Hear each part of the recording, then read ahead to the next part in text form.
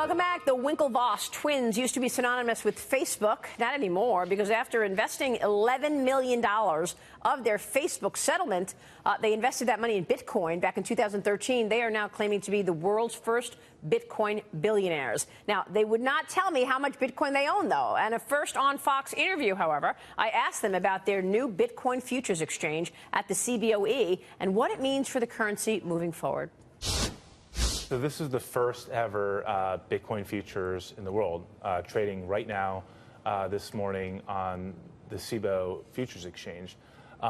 So it's important because to this point it's basically been a spot market.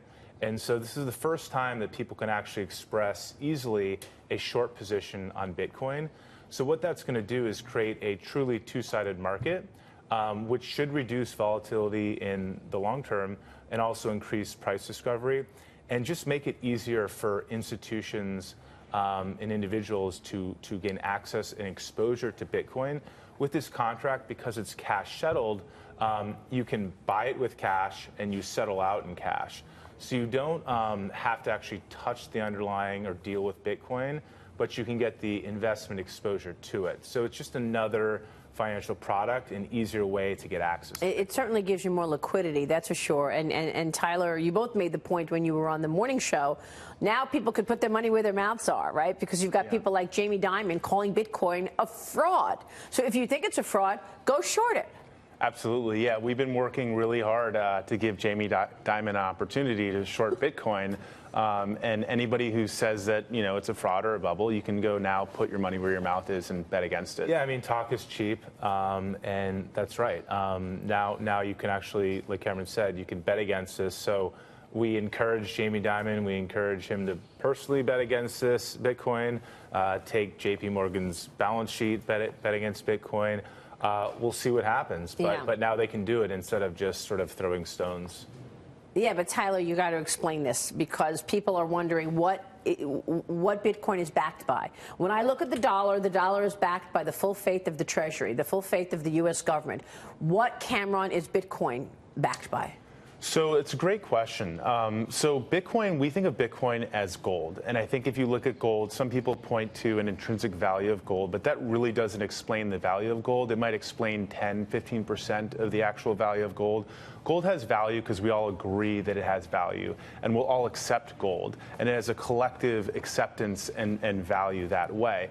Bitcoin, in addition to being increasingly accepted around the world and more people coming into the system by the day, has the mining network, which is one of the largest computer networks in the world, and it's backed by cryptography. A lot of people would look at the U.S. dollar or government-backed currencies and say a government has counterparty risk. The average lifespan of a currency is roughly 27 years. Look no further than the Zimbabwe dollar. They have, I think, $1 trillion bill, or Venezuela. The history of most currencies is really terrible. And so, yes, living in the U.S., we look at the U.S. dollar and we say, well, what's wrong with that? And it's a pretty decent store of value. But in reality, most fiat currencies out there fail. So how many Bitcoins do you both own? We're not commenting on that right now. Why not? Because we're here to talk about the Bitcoin futures contract. We may discuss that later at some point. Look, Bitcoin this past weekend opens with a $1,000 spike, 1,000 contracts trading hands in the first hour. An exchange halt happened because of the volatility and the website crashed, all in less than 24 hours. We know that the currency has risen more than 1,500% this year, actually 2,000% this year. So let me ask you, maybe Bitcoin is real, but is it a bubble? Yeah, it's a great question. People use the word bubble, and this is basically Bitcoin's 20th bubble. That, you know, we came in five years ago. Remember when Bitcoin was a bubble at $30? Bitcoin was a bubble at $100, at $500, $1,000, $5,000, $10,000. Now we're at a bubble at $17,000. You know, gold's been a bubble for thousands of years. But the bubble framework is really not correct to put against Bitcoin. When you think of a company, right, and their stock price, if they produce X amount of units one year and the same amount of units the next year, and the stock price goes up, and the economic doubles, and the economic productivity hasn't changed, the cash flows haven't changed of the company, we say that company is overvalued. But Bitcoin is not a company. It is a network. And the value of networks is Metcalfe's law. It's n squared. So the amount of users on a network is n. And so if I'm the only person in the world who has a phone, then it's not very valuable. I can't call you.